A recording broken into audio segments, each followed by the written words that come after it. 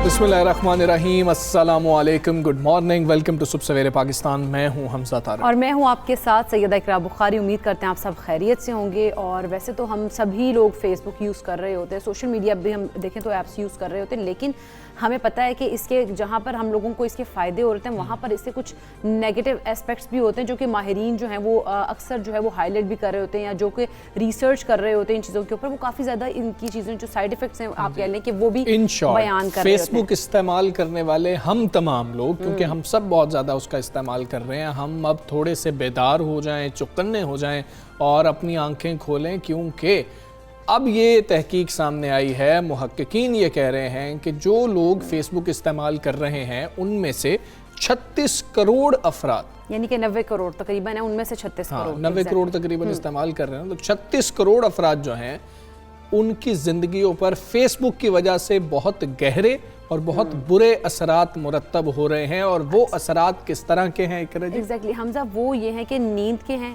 ठीक है। उसके अलावा आपके बच्चों के साथ जो ताल्लुकात हैं उनके हवाले से हैं कि उनमें जो है आपकी काफ़ी ज़्यादा मसाइल आ रहे हैं। फिर आपकी काम की जो रूटीन है उसमें काफ़ी ज़्यादा मसाइल आ रहे हैं। और ये वॉल स्ट्रीट जर्नल ने जो है वो रिसर्च की, उन्होंने बताया कि ये मसाइल सामने आ रहे हैं। 36 करोड़ लोग हैं जिनके अंदर मसाइल हाईलाइट उन्होंने किए भी। लोगों को नींद के मसले जो है वो दरपेश हैं, नींद लोगों की ख़राब हो गई या नींद पूरी नहीं हो रही है। दूसरा यह है कि काम ठीक तरीके से नहीं कर पा रहे हैं, अपनी ड्यूटी जो है वो ठीक से नहीं कर पा रहे हैं, क्योंकि फेसबुक इस्तेमाल करते रहते हैं और उनका काम जो है वो कॉम्प्रोमाइज़ हो रहा होता है। और इसकी वजह से कई लोग नौकरियों से भी निकाले जा चुके हैं, क्योंकि एक्सेसिव यूज़ ऑफ मोबाइल था और फेसबुक इस्तेमाल हो रही थी। साथ आपके रिश्तेदारों से ताल्लुकात ख़राब हुए हैं, क्योंकि आप रिश्तेदारों को टाइम देने के बजाय आप अपने मोबाइल से फेसबुक ऐप के ज़रिए जुड़े रहते हैं, आप अपने दोस्तों से जुड़े रहते हैं, सोशल मीडिया के जरिए दूर दराज के लोगों से बात करते रहते हैं, रिश्तेदारों से दूर हो गए। रिश्तेदारों से हम दूर हो गए, लेकिन सबसे ज़्यादा जो इसमें एक नुकसान हुआ है वो बच्चों के साथ है कि बच्चों के जो और पेरेंट्स के जो ताल्लुकात हैं आपस के, वो भी ख़राब हो रहे हैं इससे। बच्चों को आप इतना टाइम नहीं दे रहे होते और बच्चे भी अपनी एक्टिविटीज़ में लगे होते हैं, उनको नहीं पता है कि उन्होंने अपने पेरेंट्स से भी बातचीत करनी है, कोई टाइम उनके साथ भी स्पेंड करना है। ये फैमिली टाइम होता है जो कि हम लोग सारा जो है वो फेसबुक पे लगा रहे होते हैं। तो बच्चों को टाइम देना बहुत ज़्यादा ज़रूरी होता है। तो उन्होंने कहा कि बच्चों के साथ जो पेरेंट्स के ताल्लुकात हैं वो भी बहुत ज़्यादा खराब हो रहे हैं। अब मुहक्किकीन कहते क्या हैं, वो ये कहते हैं कि जिस तरह हम बच्चों के स्क्रीन टाइम की बात करते हैं, उसी तरह ये जो सोशल मीडिया ऐप्स हैं इनका भी स्क्रीन टाइम होना चाहिए। और हर मोबाइल के अंदर, जो आप एंड्रॉयड यूज़ कर रहे हो या आपके पास आईफोन है, आप क्या कर सकते हैं कि स्क्रीन टाइम हर ऐप का सेट कर सकते हैं कि मेरा वीकली इससे ज़्यादा टाइम नहीं होना चाहिए। तो इस तरह से हम बच भी सकते हैं, क्योंकि हमें तो पता ही नहीं चलता कि हमने कितना टाइम कर दिया, तो वो कैलकुलेट होता रहेगा। स्क्रॉल कर रहे होते हैं वीडियोस कुछ भी आ रही थी, पोस्ट आ रही थी, आप उनको देख रहे होते हैं और आप लोगों को पता ही नहीं लगता कि घंटे 2 घंटे 3 घंटे गुजर गए और आप उसके ऊपर स्क्रॉलिंग कर रहे होते हैं और स्टॉकिंग भी कर रहे होते हैं साथ साथ। तो उन चीज़ों में आप लोगों को टाइम का पता ही नहीं लग रहा। तो स्क्रीन टाइम होना भी बहुत ज़्यादा ज़रूरी है कि ना सिर्फ बच्चों के ऊपर आप करें, बल्कि पेरेंट्स या जो बड़े हैं वो भी घर के पहले वो करेंगे तो बच्चों को। और ये गलती हम सब कर रहे हैं, हम सब ये गलती कर रहे हैं, इसलिए हम सबको ये गलती अब सुधारने की ज़रूरत है, क्योंकि बहुत मुज़र असरात जो हैं इंसानी ज़िंदगी के ऊपर, इंसानी सेहत के ऊपर पढ़ रहे हैं। तो ये रिसर्च है जी, हमने आपके साथ शेयर की है, उम्मीद करते हैं इस पर हम सब मिलके अमल कर रहे होंगे। मुल्क भर में जो भड़कती हुई महंगाई है, लोग परेशान हैं, बेकाबू आग जो इसकी है उसने सियासी पारा भी हाई कर दिया। पीडीएम नई उम्मीदों के साथ हुकूमत गिराने का आज़म लेकर एक बार फिर मैदान में निकल रही है और अपोजिशन इत्तेहाद से अपनी राहें जुदा करने वाली पीपल्स पार्टी भी महंगाई को हथियार बना रही है और हुकूमत को टफ टाइम देने के लिए पर तोड़ रही है। हुकूमत के खिलाफ फैसला कुन मार्च की सूरत में पीपल्स पार्टी का दोबारा पीडीएम में शमूलियत का भी इम्कान है। पीपल्स पार्टी के रहनुमा खुर्शीद शाह ने भी कुछ इशारतन ये कहा है। उन्होंने कहा है कि हाँ, अगर कभी भी मामला जो हैं वो इस तरह से ऊपर नीचे हो जाते हैं तो यानी कि इन्होंने एक वाज़ेह इशारा भी दे दिया कि भाई हम पीडीएम में शामिल हो सकते हैं, क्योंकि हमारा मकसद एक ही है। तो फिर से ऐसी कुछ बातें हो रही है, लेकिन तस्वीर का दूसरा रुख भी है। पीपल्स पार्टी करे महंगाई के खिलाफ एहतजाज बनता है, आप ऑपोजिशन में आप कर सकते हैं, लेकिन अपने सूबे को भी देखें। एक सूबे का कंट्रोल आपके पास है, उसकी कमान आपके पास है, उधर महंगाई ज़्यादा क्यों है? इसके ऊपर भी तो ज़रा सोचने की ज़रूरत है, उसको तो काबू करें। वो तो वफाकी हुकूमत पर नहीं डाली जा सकती। आज भी आटा दूसरे सूबों से महंगा है, अब इसमें वफाकी हुकूमत की क्या गलती है? वफाकी वजीर बराए मनसूबाबंदी असद उमर साहब ने भी वज़ीर आला सिंध से यही सवाल किया है कि आटा पंजाब में 55 है, सिंध में 80 रुपए तक मिल रहा है, तो पहले इसकी तरफ नजर आप ले आए, फिर एहतजाज भी होते रहेंगे। बिल्कुल ऐसे। दूसरी जानिब अगर हम सूबे में बात करें अमन व अमान की सूरत हाल की, तो वो इंतहाई बदतर है और ताकत के नशे में चोर वडेरे गरीबों को चूंटियों की तरह मसल रहे हैं। अभी बासर अफराद को शिकार से रोकने पर कत्ल किए जाने वाले नौजवान नाजिम जोखियों का मातम किया जा रहा था कि लाड़काना में ज़मीन के तनाज़े पर खातून को भी मौत की खाई में धकेल दिया गया और इस वाक़े में भी पीपल्स पार्टी के बासर रहनुमा का नाम सामने आ रहा है। हाँ जी, ये भी मुबैना तौर पर नाम ऐसे सामने आ रहा है और फायरिंग हुई है, ज़मीन का तनाज़ा, ये सारी सूरत हाल है। हम बात कर लेते हैं opposition leader Sindh assembly Halima Adil हमारे साथ मौजूद हैं। शेख साहब अस्सलाम वालेकुम, गुड मॉर्निंग। शेख साहब पहले तो कानून की अमलदारी की बात कर लेते हैं, अमन व अमान की सूरत हाल की बात कर लेते हैं। सिंध में पोजीशन हमें इतनी कमज़ोर क्यों नज़र आ रही होती है जब हम अमन व अमान की बात कर रहे होते हैं? नाजिम जोखियों के मामले पर अपोजिशन क्या कर रही है, ये भी हमें बता दीजिएगा। मसला एक्चुअली कहाँ पर है? देखिए, सबसे पहले तो मैं अर्ज करूं कि नाजिम जोखियों का मामला जहां था, नाजिम जोखियों को कत्ल करने के बाद उसकी लाश 6 घंटे अस्पताल में पड़ी हुई थी। फिर वर्सा ने हमसे रब्ता किया था, मेरा खुद रब्ता सबसे पहले हुआ था। फिर हमारे MPA राजा अजहर साहब वहाँ खुद गए थे और उन्होंने जाके पोस्टमार्टम स्टार्ट करवाया था। पोस्टमार्टम नहीं हो रहा था और कहा जा रहा था लाश लेकर घर चले जाओ। उसके बाद हमारे MPA साहब खुद थाने में जाके FIR हमने कटवाई थी। तो इसका मतलब पहले दिन से हम खड़े हैं। लेकिन एक और चीज, अभी आपने जो जिक्र किया, ये दोनों वाकयात एक दिन हुए थे, नाजिम जोखियों का और फहमीदा सयाल का।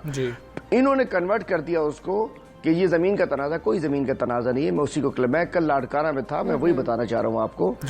ये एक समझे कि जहन में जो गुरूर, ये MPA शामिल है इसके अंदर। नाजिम जोखियों के कत्ल में भी MPA शामिल है और फहमीदा सयाल एक गरीब औरत, एक हेड कांस्टेबल, पुलिस कांस्टेबल की बीवी थी।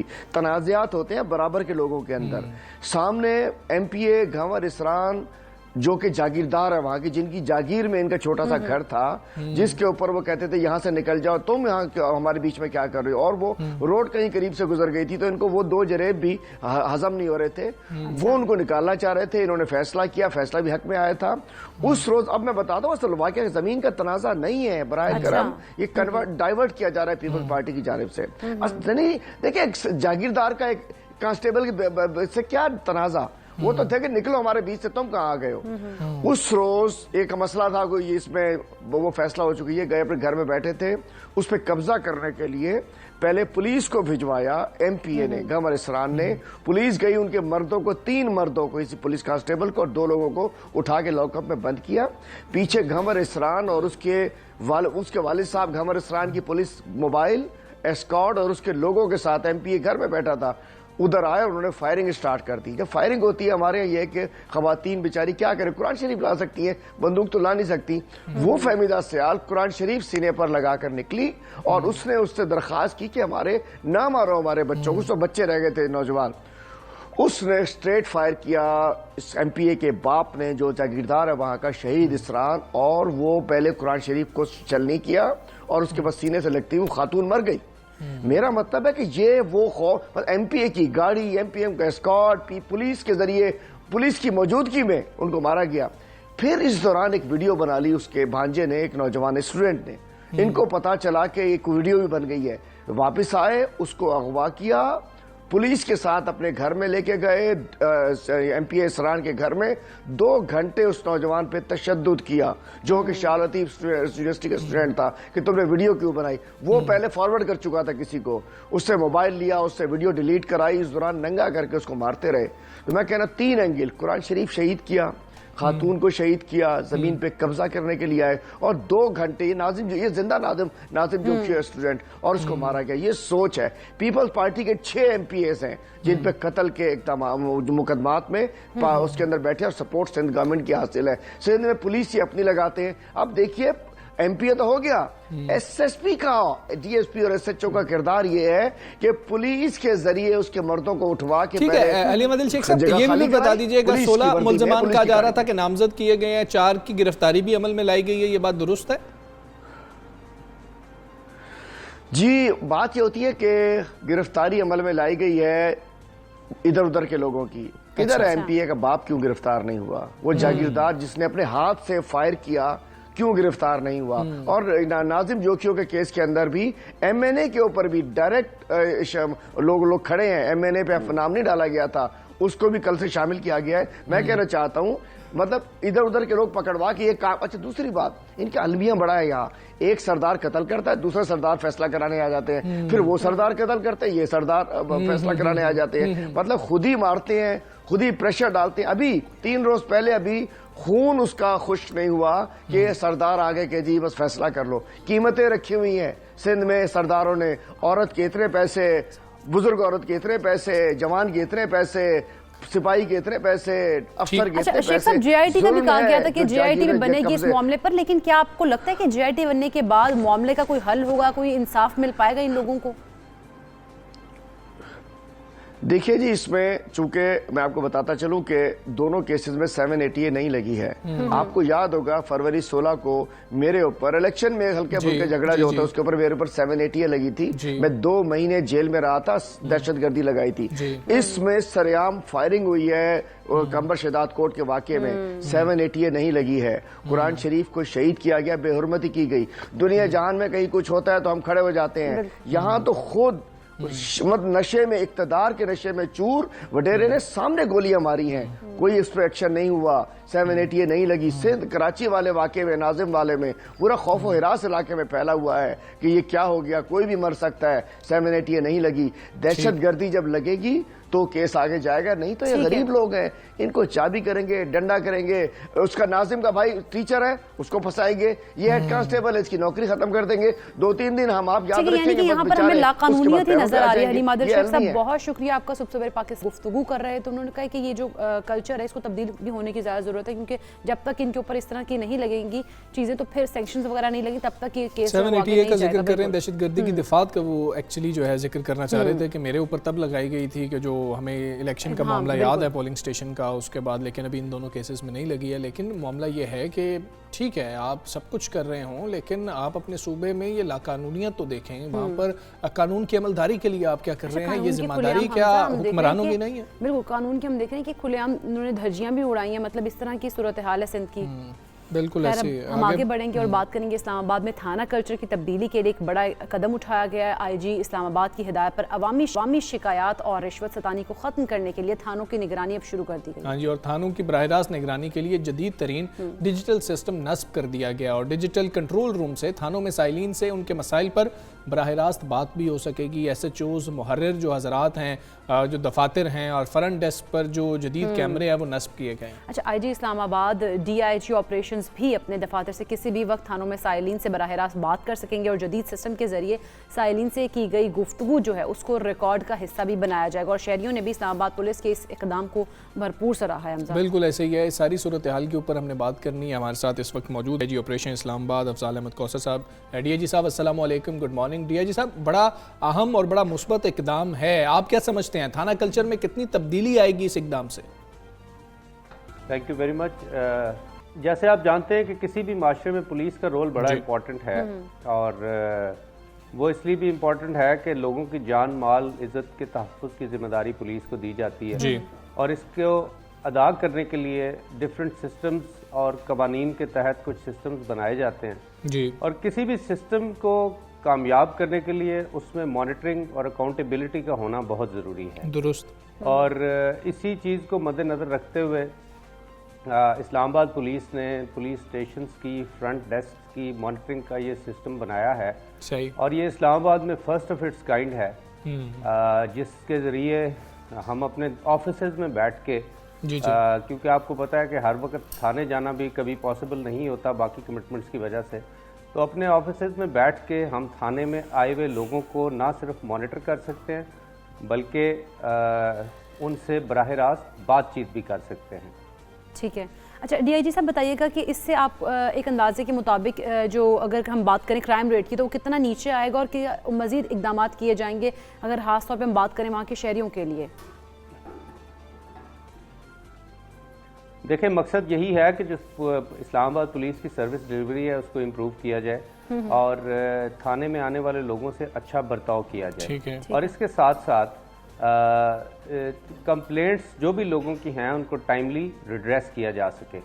तो हमारा ख्याल यही है कि इंशाल्लाह क्योंकि इस सिस्टम को पहले हमने फॉर 2 वीक्स टेस्ट रन किया है और इसमें कुछ ग्लिचेस थे जिनको रिमूव किया गया है।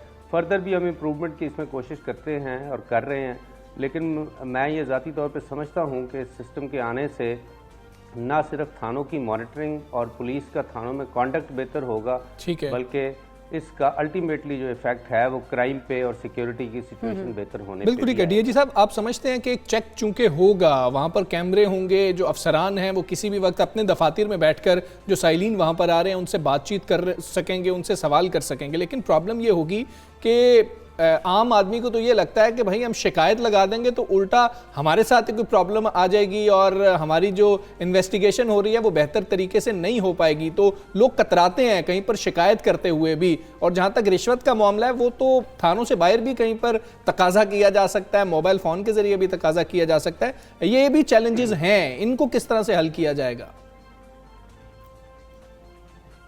बिल्कुल आप दुरुस्त कह रहे हैं, चैलेंजेस ये भी हैं, लेकिन मैं ये साथ साथ बताता चलूं कि हमने इसके अलावा भी अपनी इंटरनल अकाउंटेबिलिटी के डिफरेंट मैकेनिज्म्स इन प्लेस किए हैं। ठीक, लाइक हमारी हेल्पलाइन है, उस पर पुलिस के खिलाफ कंप्लेंट्स की जा सकती हैं। ऑफिसर्स को हम थानों की इंस्पेक्शंस पर भिजवा रहे हैं। तो बेसिकली मकसद तो यही है कि सर्विस डिलीवरी को बेहतर किया जाए और ये एक न्यू स्टेप है इस सारी इन दिस राइट डायरेक्शन कि इस चीज़ को इस मॉनिटरिंग के सिस्टम को इतना इम्प्रूव किया जाए कि थाने में आने वाले किसी शख्स की, किसी आदमी की दरख्वास्त मिसप्लेस ना कर दी जाए हर चीज़। और इसके साथ साथ हमने विजिटर्स मैनेजमेंट सिस्टम भी इन प्लेस किया है। लाइक पुलिस स्टेशन विजिट करने वाले तमाम लोगों का रिकॉर्ड रखा जाएगा और फिर हम पीरियोडिकली उन लोगों को, उनमें से कुछ लोगों को फ़ोन करके मेरे ऑफिस से, आईजी के ऑफिस से या एसएसपी के ऑफिस से हम उनसे फीडबैक भी ले रहे हैं। बिल्कुल ठीक है। लेकिन डीआईजी साहब ये भी बताइएगा कि मामला ये है कि अवाम शिकायत जो हैं दर्ज करवाते हैं, उसके बाद कार्रवाई क्या की जाएगी? कि साइलिन ये भी उम्मीद रखें कि कार्रवाई फौरी होगी और हमारे केस से हटा दिया जाएगा उस इन्वेस्टिगेशन ऑफिसर को अगर उस पर यकीन नहीं है किसी का?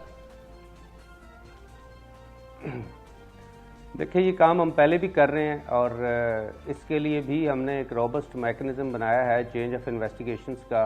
किसी की शिकायत पर प्रॉपर हम इंक्वायरी करते हैं, हमारा एक इंक्वायरी करने का यूनिट है। ठीक है। उस पे लोगों के खिलाफ एक्शंस भी हुए हैं, उस पे लोगों को पनिशमेंट्स भी हुई हैं। लोगों की इन्वेस्टिगेशंस अगर आपकी टू योर सेटिस्फेक्शन नहीं हो रही किसी की, तो वो इन्वेस्टिगेशंस चेंज करके दूसरे लोगों को इंटरेस्ट भी की गई हैं।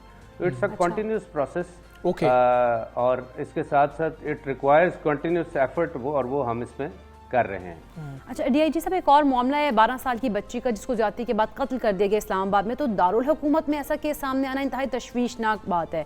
अब तक इस हवाले से पुलिस की क्या तफ्तीश है?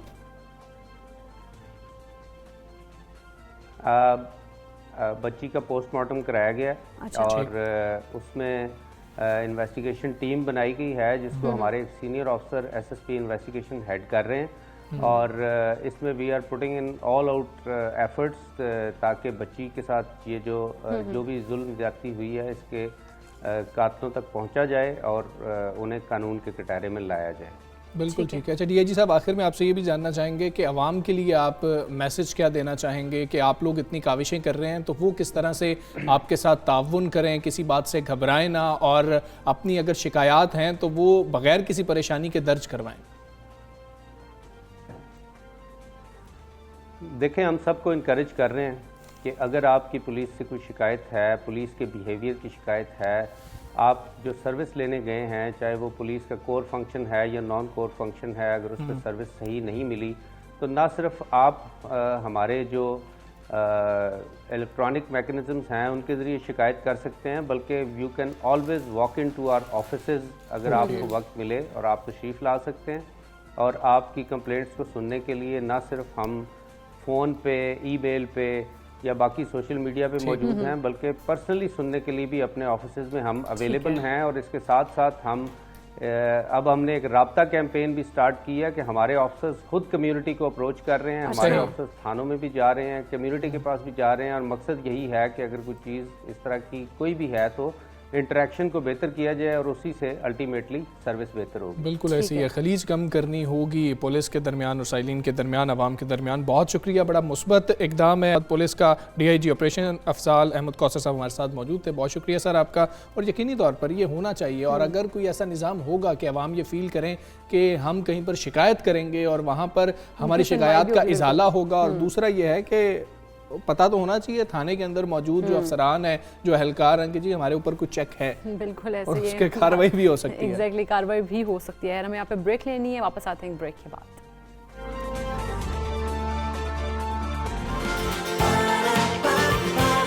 सुबह सवेरे पाकिस्तान, सुबह सवेरे पाकिस्तान।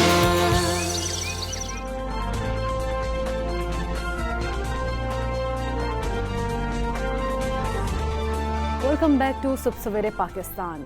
खुदी को कर बुलंद इतना कि हर तकदीर से पहले खुदा बंदे से खुद पूछे बता तेरी रज़ा क्या है। मुफक्किर पाकिस्तान और अजीम फ़लसफ़ी शायर अल्लामा मोहम्मद इकबाल रहमतुल्लाह अलैह का आज 144वां यौम पैदाइश है। आप 20वीं सदी के मारूफ शायर, कानूनदान और तरीके पाकिस्तान के रूह रमा थे। जी हाँ, अल्लामा इकबाल ने अपनी उर्दू और फ़ारसी शायरी की बदौलत ख्वाब गफलत में डूबे मुसलमानान हिंद के ज़मीर में अलग रियासत की तड़प पैदा की। आपकी फ़िक्र अंगेज़ शायरी ने उम्मत मुस्लिमा को अगयार की ग़ुलामी से निकलकर एक खुददार कौम की हैसियत से जीने का दर्स दिया। और अल्लामा इकबाल ने अपनी सियासी बसीरत की बदौलत शाहीन का जो है एक किरदार उसको आइडियल बनाया और नौजवानों को उनकी जिम्मेदारी का एहसास दिलाया। बिल्कुल, अगर हम अल्लामा इकबाल रहमतुल्लाह अलैह की बात करें तो फ़लसफ़ियाना शायरी आज भी उम्मत मुस्लिमा की रहनुमाई के नए दरीचे खोलती है। और अल्लामा इकबाल ने उर्दू फ़ारसी में बैक वक्त शायरी की। उनके मशहूर मजमूए कलाम में पयाम मशरिक़ है, बांगे दरा है,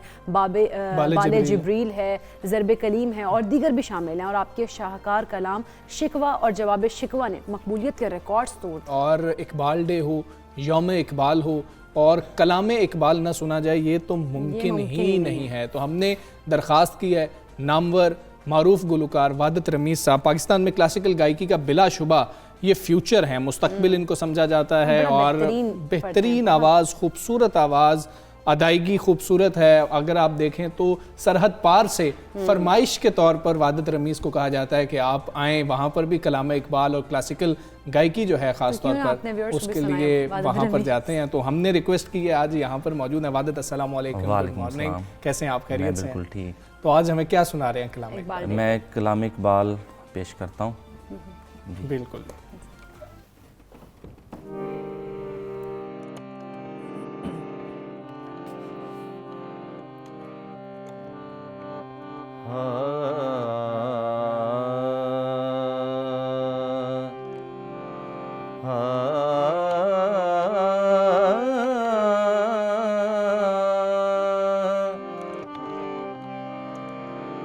दिल सोज से खाली है,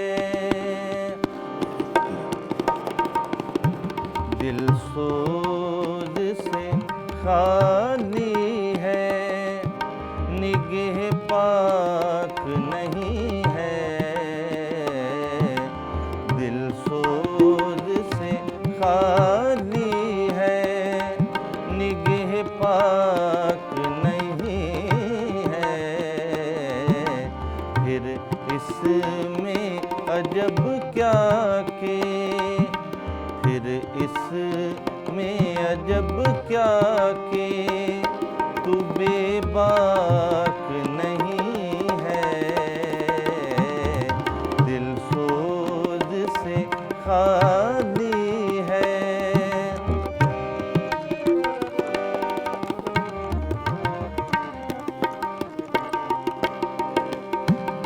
है ज़ौक़े तजल्ली भी इसी खाक में पिन्हा, है ज़ौक़े तजल्ली भी इसी खाक में पिन्हा। गाफिल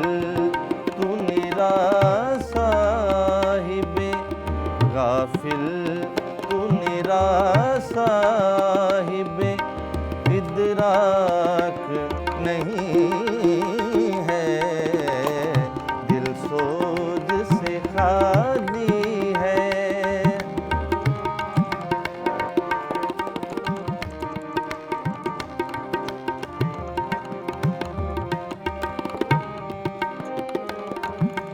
क्या सूफियों मुल्ला को खबर मेरे जुनून की,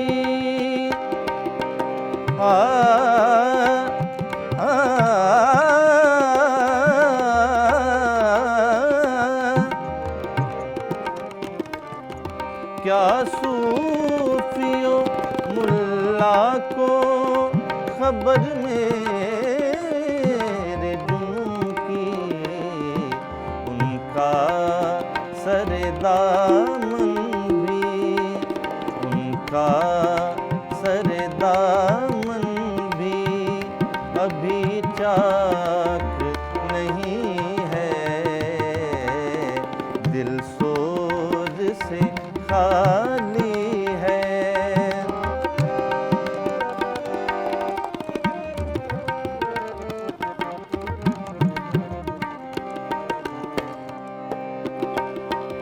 आलम है फकत मोमिने जाबाज की मीरास, आलम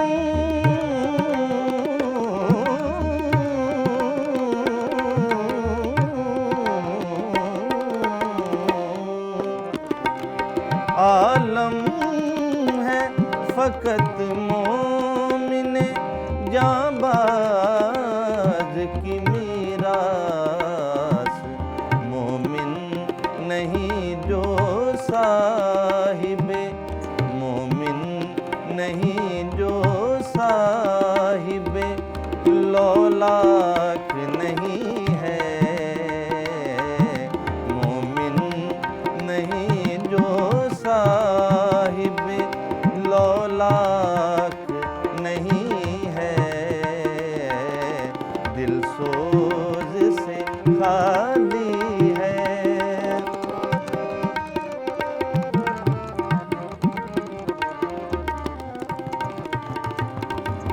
कब तक रहे महकूम ये अंजुम में मेरी खाक, कब तक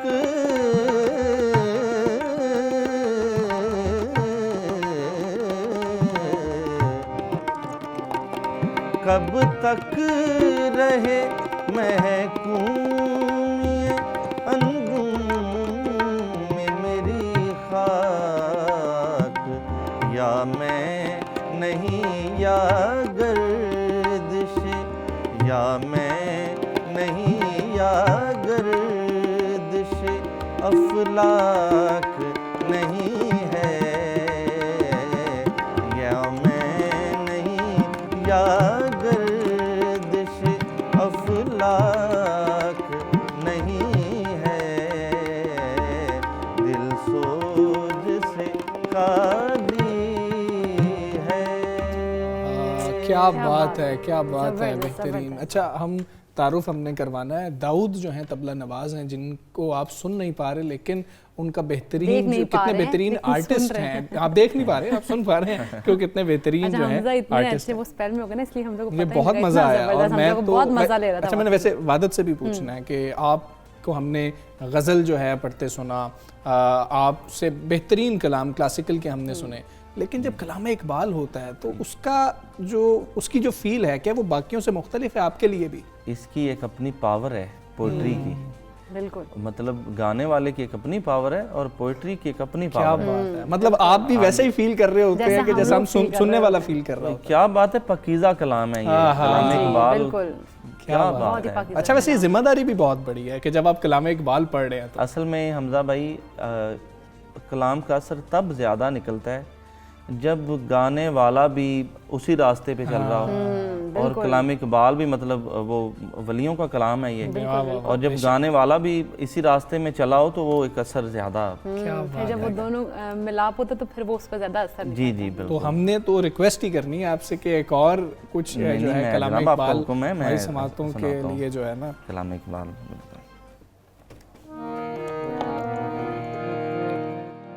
कभी ये हकीकत मुंतज़िर,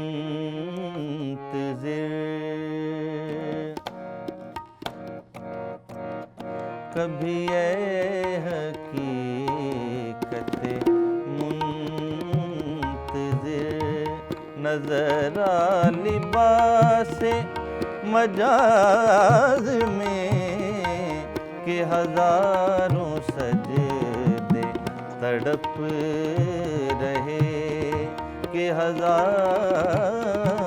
सजदे तड़प रहे है मेरी जबीन नियाज में, कभी ये हकीकत मुंतज़िर।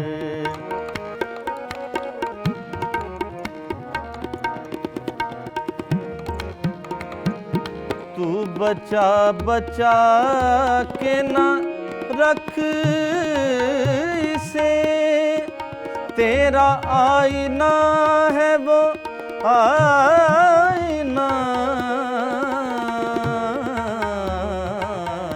सारे मापा दादा नी पा मापा गा मरे सा। तू बचा बचा के न रख इसे, तेरा आईना है वो आईना, के शकीस्ता हो तो अजीज तर है निगाहे आईना साज में, कभी ये हकीकत मुंतज़िर।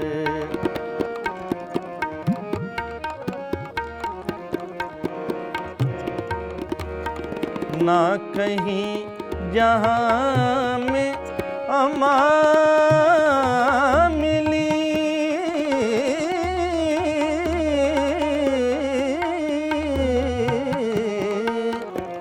सारे म बदा नि बदा रे नि दा नि बा म बदा नि ब म ब गा म रे दा रे नि दा रे दा रे दा रे गा म बदा नि ब म ब गा म रे सा।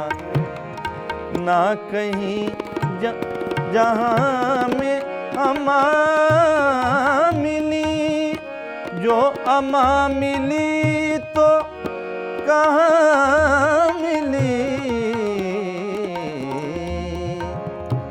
मेरे जुर्म खाना खराब को तेरे अफ़वे बंदा नवाज में, कभी ये हकीकत मुंतज़िर।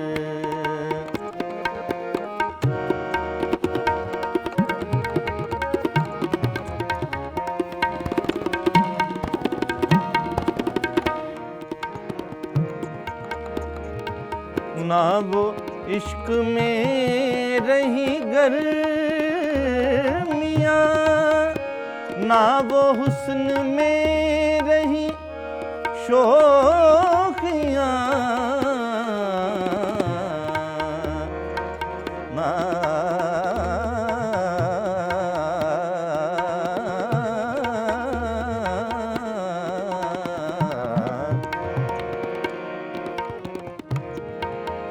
ना वो इश्क में रही गर्मियाँ,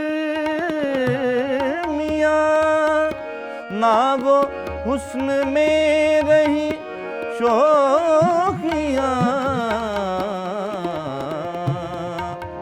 ना वो गज़नवी में तड़प रही, ना वो खम है जुल्फ़े अयाज़ में, कभी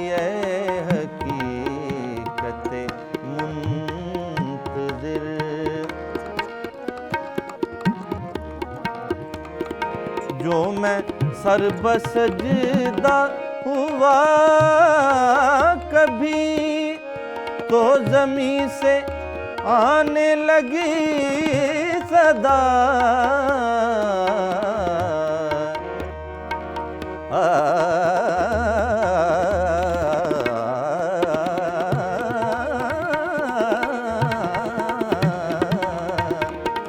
जो मैं सर बसजदा हुआ कभी तो ज़मीं से आने लगी सदा। तेरा दिल तो है सनम आशना, तुझे क्या मिलेगा नमाज में कभी ऐ हकीकत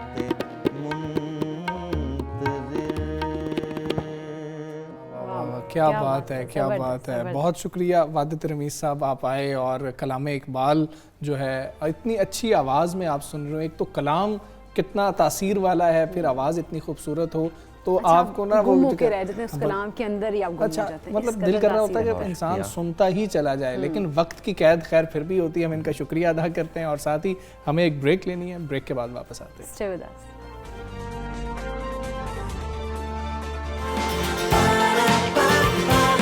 सुबह सवेरे पाकिस्तान, सुबह सवेरे पाकिस्तान। सबसे पहले कराची में डेयरी फार्मर्स की बात कर लेते हैं, जिन्होंने एक बार फिर हुकूमती रेट को चैलेंज किया है और दूध की कीमत 10 रुपये इजाफे से 140 रुपये फ़ी किलो तक कर दी गई। अच्छा, शहर में दूध की कीमत जो है वो मुख्तलिफ इलाकों में 140 रुपये तक पहुँच गई है और इससे कबल अगर हम बात करें तो दूध 130 रुपये फ़ी किलो में फ़रोख्त हो रहा था और सिंध हाई कोर्ट के हुक्म के बावजूद डेयरी फार्मर्स ने अज खुद दूध की कीमत बढ़ा दी है। हाँ जी, और डेयरी फार्मर्स एसोसिएशन का कहना है कि 4 साल से दूध की कीमत नहीं बढ़ सकी है, इसलिए इजाफा तो नागुज़ीर था। वो पहले बहुत दफ़ा कहते भी रहे हैं कि हमें इजाफा करना ही पड़ेगा और 2 माह बाद अभी भी फ़ी लीटर कीमत में मज़ीद 30 रुपये का इजाफा भी किया जा सकता है। बिल्कुल। और ज़रा ये बता रहे हैं कि डेयरी फार्मर्स एसोसिएशन जो है वो दूध की गैर कानूनी कीमत के जरिए जो है 18 करोड़ रुपए यौमिया वसूल भी कर रही थी। मज़ीद 10 रुपये के इजाफे से यौमिया गैर कानूनी वसूलियों का हजम 30 करोड़ रुपए यौमिया तक पहुंच गया है। अच्छा, अब ये सारी सूरत हाल है जिस वक्त हम डेयरी फार्मर्स से बात कर रहे होते हैं कि जी कि इतना महंगा दूध है और उसके बाद क्वालिटी फिर भी अच्छी नहीं है, तो वो कहते हैं कि क्वालिटी अच्छी नहीं है तो खिलाफ कार्रवाइयाँ करें। कार्रवाइयाँ क्यों नहीं की जा रही? तो यहाँ पर सवाल उठता है कि इंतज़ामिया आखिर कर क्या रही है? अगर जो रेट तय किया गया है उससे महंगे दामों दूध बेचा जा रहा है तो इंतज़ामिया का किरदार क्या है? दूसरा, अगर क्वालिटी ठीक नहीं है फिर भी इंतज़ामिया क्या कर रही है वहाँ पर? यह सवाल उनकी जानिब भी उठता है। खैर, अवामी राय क्या है? अवाम क्या समझते हैं कि जो हमें दूध मिल रहा है क्या बहुत महंगा है या नहीं? महंगाई हुई है तो इनको भी हक है, दूध की कीमत बढ़ा देनी चाहिए। हम वो जानते हैं, जानने की कोशिश भी की है कि अवाम क्या कहते हैं।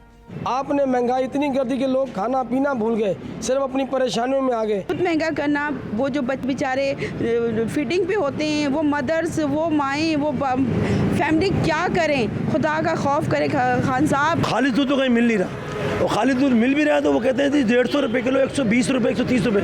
जब ये कराची में बढ़ा है, लाजमी सक्खर में भी जनस की अटैक होगा। और मैं पुरजोर अपील करता हूँ इमरान खान साहब से कि वो हमारे वज़ीर आज़म हैं और उन्होंने जब वो इख्तियार में आने से पहले ये कहा था, बड़े बड़े दावे किए थे कि मैं ये करूँगा, मैं वो करूँगा, उसका तो बिल्कुल ही जो ना उल्ट हो रहा है। कराची में दूध की कीमतें बढ़ा दी गई हैं। आखिर ये महंगाई का जिन काबू में आएगा।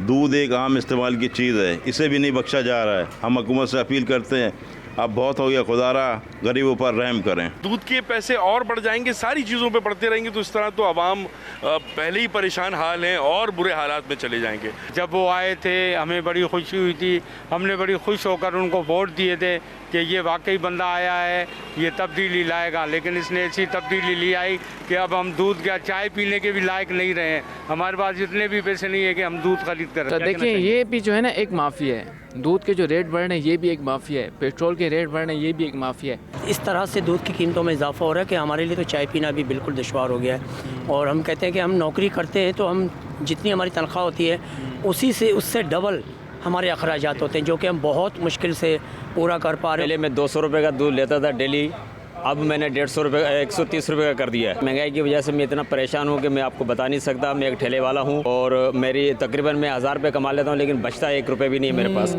ये अवामी राय आपने जानी। अच्छा, तुमने नोटिस किया कि अवाम कंफ्यूज्ड हैं। कंफ्यूज्ड इस तरह से हैं कि दूध का मामला है, जवाब हमें इमरान खान से चाहिए, कराची की हम बात कर रहे हैं, और ये पाकिस्तान तहरीक इंसाफ के लिए बहरहाल अगले इलेक्शंस में एक चैलेंज साबित होगा कि क्या पाकिस्तान तहरीक इंसाफ ये समझा पा रही है कि नहीं भाई ये तो हमारी डोमेन ही नहीं है। ये तो सिंध हुकूमत से सवाल करना है आपने कि क्या हुआ, क्यों इतने रेट बढ़ गए, क्यों कंट्रोल नहीं हो रही, इंतजामिया जो है वो क्यों काम नहीं कर रही है। लेकिन अवाम के जहन में वही बात ठहरी हुई है कि महंगाई किसी भी चीज़ में हो जाती है तो वो वज़ीर आज़म कर रहा होता है, और उसका हवाला वज़ीर आज़म साहब की खुद पुरानी तकरीरें हैं शायद, जिसकी वजह से अब लोग समझ नहीं पा रहे भाई ये सिंध हुकूमत का मामला है, इंतजामिया का मामला है, वज़ीर आज़म की तरफ जा रहे हैं। लेकिन अवामी राय है इसमें हम क्या कह सकते हैं? तो उन्हीं को क्वेश्चन करिए। खैर, हम इसी सूरत पे बात करेंगे। कराची से नुमाइंदा 92 न्यूज़ शराज अहमद हमारे साथ मौजूद हैं। शराज, बताइएगा इस वक्त शहर कायद में दूध किस कीमत पर फरोख्त किया जा रहा है और इंतजामिया क्या कर रही है? इंतजामिया की जानिब से कोई कार्रवाई अमल में लाई गई है या फिर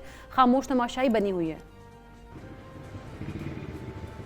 जी बिल्कुल, शहरियों की परेशानी जो है वो आए रोज़ बढ़ती ही जा रही है और आए रोज़ किसी न किसी अशिया की कीमतों में जो है होशरुबा इजाफा हो जाता है, जिसकी वजह से शहरियों के लिए इन अशिया का उसूल जो है वो मुश्किल तरीन हो जाता है। ताहम अब जो है वो दूध की कीमतों में एक मरतबा फिर इजाफा कर दिया गया है और शहर के मुख्तलिफ इलाकों में दूध 10 रुपये इजाफे के बाद 140 रुपये फ़ी किलो हो चुका है, जबकि दही की कीमत जो है वो 20 रुपये इजाफे से 220 रुपये किलो हो चुकी है। इस वक्त कराची वाले शदीद परेशानी में मुब्तला है, क्योंकि दूध एक ऐसी लाजमी जुज़्व है जो कि हर घर में इस्तेमाल होती है, बच्चों के लिए लाजमी जुज़्व है, उनके सेहत के लिए लाजमी जुज़्व है। लेकिन किसी भी किस्म की जो हम देख रहे हैं जो महंगाई जिस तरह तरीके से बढ़ रही है, शहरियों के लिए हर उस अशिया का हुसूल मुश्किल होता चला जा रहा है जो उनके लिए बहुत ज़्यादा ज़रूरी समझी जाती थी। इस हवाले से शहरियों से जब हमारी बात हुई तो उनका ये मौक़िफ़ था कि दूध की कीमतों में किसी भी सूरत जो है वो इजाफा नहीं होना चाहिए और दूध की कीमतों को जो है वो कंट्रोल करना चाहिए, ताकि आम आदमी के लिए इसका हुसूल जो है वो आसान हो सके। तो दूसरी जानिब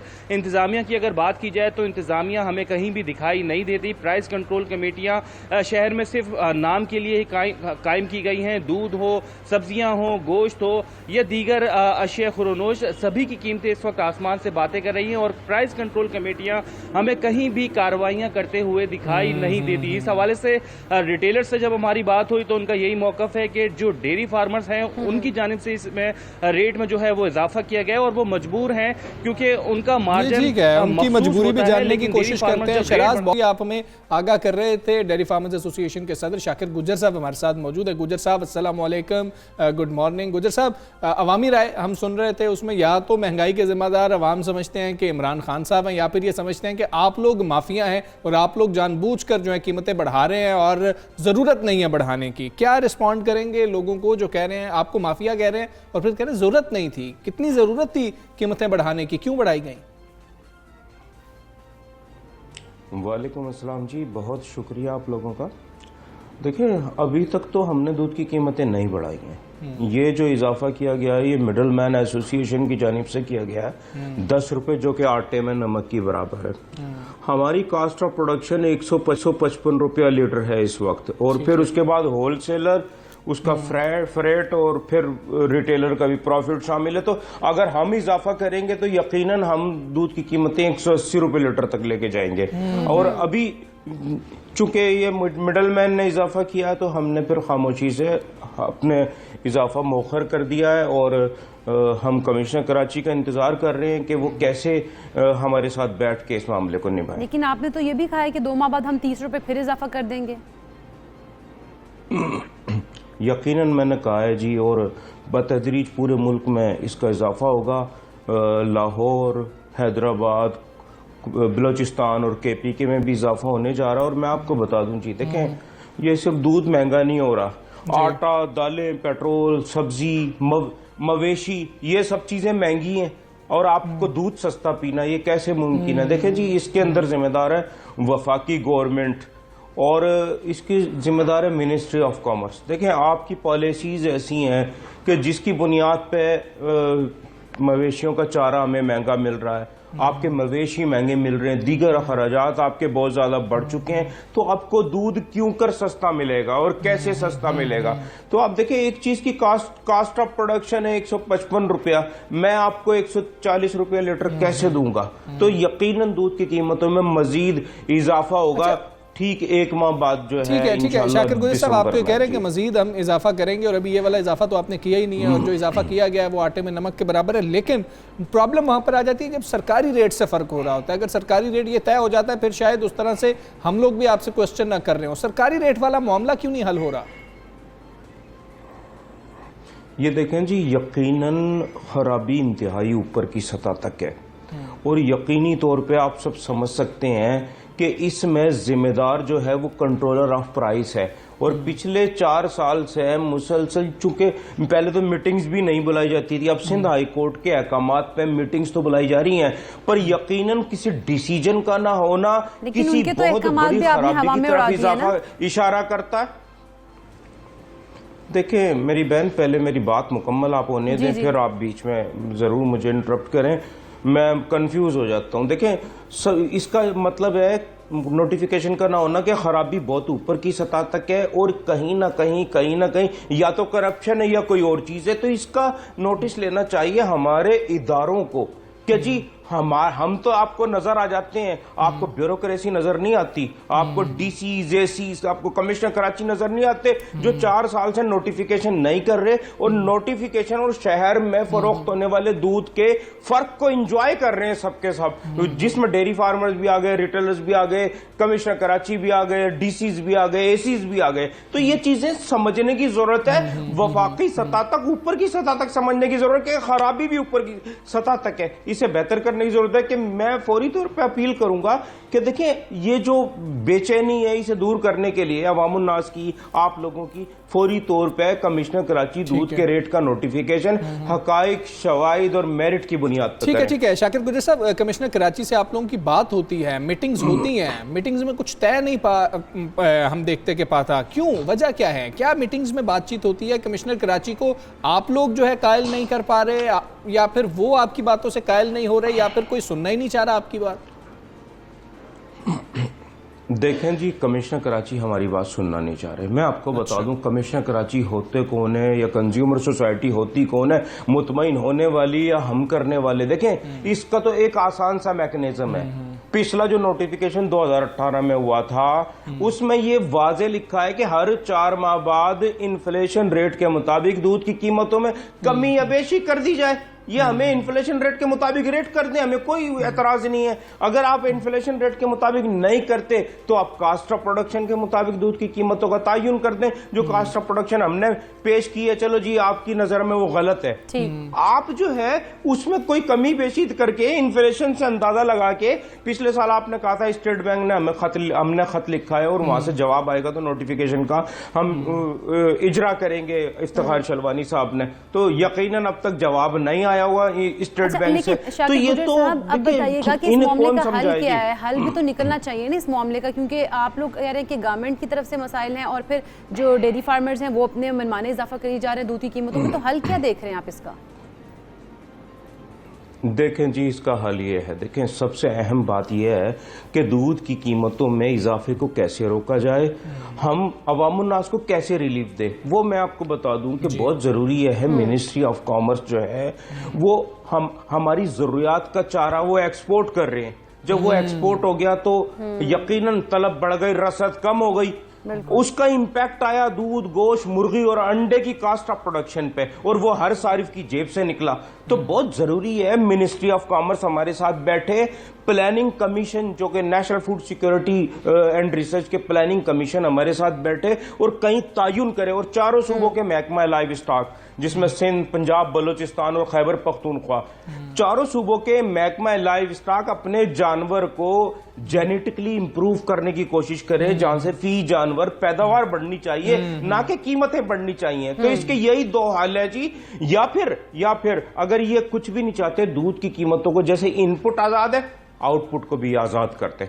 बहुत जरूरी है, जब चीजें डिमांड एंड सप्लाई पे प्ले हो रही है इनपुट, तो आउटपुट भी डिमांड एंड सप्लाई पे होना चाहिए। ठीक है शाकिर गुजर साहब, बहुत शुक्रिया आपका। आप बात कर रहे थे और मामला कुछ ऐसे ही नज़र आ रहा था। मतलब उन्होंने सिर्फ ये कहा नहीं है कि आलमी तौर पर कीमतें जो हैं तेल की बढ़ रही हैं इसलिए यहाँ पर महंगाई आ रही है, लेकिन खैर मामला ये है कि प्राइस कंट्रोल कमेटियाँ क्या कर रही हैं। कमिश्नर कराची के ऊपर भी सवालात उठते हैं। सिंध हाई कोर्ट ने जब वाज़े तौर पर कह दिया है, फिर क्यों, या तो नए रेट्स निकाल दें, अगर आप नए रेट्स नहीं निकाल रहे हैं, पुराने रेट्स हैं, तो उस पर प्राइस कंट्रोल कमेटियाँ क्यों कार्रवाई नहीं कर रही हैं, क्यों अमल दरामद नहीं करवाया जा रहा कि भाई सरकारी रेट तो ये है तो इसी पर ही आपने फ़रोख्त करना है। वो कहते हैं कि जी हमने बढ़ा दिया है और हम बढ़ाएंगे, और बढ़ा इसलिए लेते हैं क्योंकि कार्रवाई नहीं होती है ना। कार्रवाई हो तो कैसे बढ़ाया जाए। इंतजामिया जो है वो उस पर कोई काम नहीं कर रही होती, वो खामोश तमाशाई बन के बैठी होती है, तो फिर कार्रवाई कौन करेगा। और फिर वो अपने जो है दूध की कीमतों में हम देखते हैं कि खुद इजाफा किया जा रहा है। वैसे वो गुजर साहब कह रहे थे कि मैं कंफ्यूज हो जाता हूँ, बिल्कुल कंफ्यूज नहीं है वो बिल्कुल वाज़े तौर पर कह रहे हैं कि जी 30 रुपए हमने